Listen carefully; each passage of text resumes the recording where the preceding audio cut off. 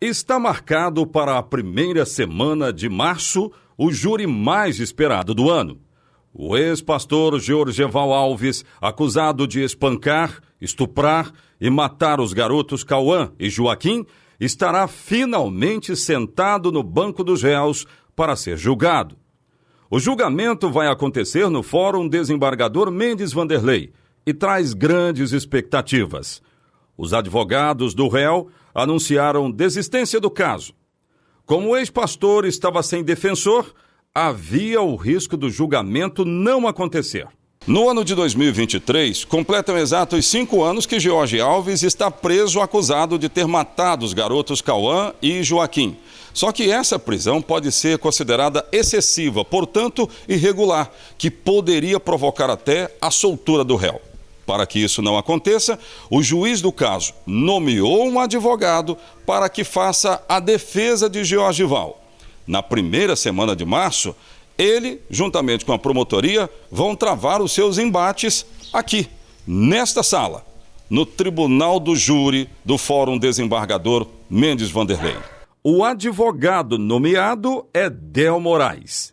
Ele se debruça sobre muitas páginas do processo já há alguns dias. Esse processo é complexo, como você pode ver, são 14 volumes, né? Todos eles aqui são decorrentes, é o processo em si. Tem 360 horas de audiovisual, de testemunhas, e 60 e poucas testemunhas inscritas. E eu tenho que reduzir isso para 5 testemunhas. Então, é muito complexo. Os advogados que começaram o processo abandonaram o caso. Não vou entrar nesse mérito, se eles, o que eles acham, se não foram pagos, isso para mim não importa. O que importa é que o doutor Tiago Camata, que é o juiz da vara, que é o juiz desse processo, depois da pronúncia ele assumiu e pediu que eu fizesse o júri como advogado dativo, uma vez que não existe defensor público na primeira vara criminal para o tribunal do júri. Eu fui escolhido para ser pago pelo Estado. Então, aceitei. Por quê? Porque todo cidadão, por mais bárbaro que tenha sido o crime que ele é acusado, ele tem direito à defesa. Sobre o que já foi visto nos autos do processo, eu perguntei ao advogado se ele acredita que algumas provas técnicas podem cair, beneficiando George Alves. Todas as provas que existem aqui são provas técnicas, examinadas, produzidas, coletadas e produzidas, examinadas por peritos, quer seja do corpo bombeiro, quer seja por médico legista. E essas provas estão sujeitas ao passar pelo crivo do sujeito, da interpretação daquele que produz e que examina a prova. Da mesma forma, essas provas no plenário serão debatidas entre mim, o promotor, na frente dos jurados. Então, são provas que, sim, elas podem cair, depende da interpretação. Mas não é só com o trabalho das pesquisas que o advogado tem que lidar. Del Moraes confirmou que depois que assumiu o caso, já recebeu 2 ameaças de morte.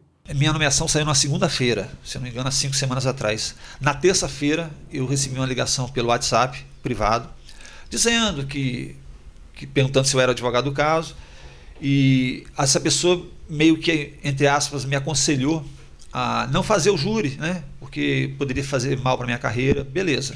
Expliquei para ele que isso que eu estou falando, que se não fizer o júri, ele não pode ser condenado, o ciclo não se fecha. Isso na terça. Na quarta, já recebi uma ligação mais específica. A pessoa, outra pessoa, no WhatsApp também privado, me ligou dizendo que sabia onde eu morava, me disse que sabia onde uma das minhas filhas morava, onde essa filha minha morava, estudava e trabalhava. E ainda me disse para mim ainda, você tem que ter cuidado, doutor, se você continuar nesse caso, a sua filha pode sofrer aquilo que os filhos do pastor sofreram. Fiquei abalado, sim, entendeu? Mas como é um pedido especial do juízo e também é uma questão de justiça, para acabar logo com isso, para isso se encerrar, contando com a colaboração das minhas colaboradoras, né, que é redundante, e também da minha esposa também, eu vou até o fim, independente do que aconteça. De um lado, a promotoria tem provas técnicas e a tendência é que defenda a condenação de George Alves. Do outro, a defesa ainda monta suas estratégias para que, principalmente, o caso tenha desfecho na primeira instância. Só avisar para a sociedade, para aqueles ou para aquele que ligou, que eu não estou aqui para soltar o pastor, estou aqui para poder cumprir o rito, o procedimento. Se não houver advogado, o advogado, segundo a Constituição, é imprescindível.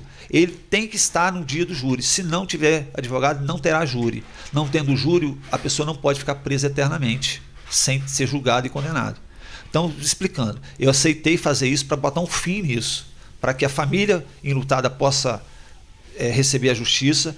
Se o pastor deve ou não, isso a gente vai definir lá, tem a minha estratégia e tudo mais, ele também possa receber a pena que lhe é merecida, e toda a sociedade tenha isso como resolvido e botar um ponto final nisso, porque afinal já vão, em abril agora, vão fazer 5 anos, José.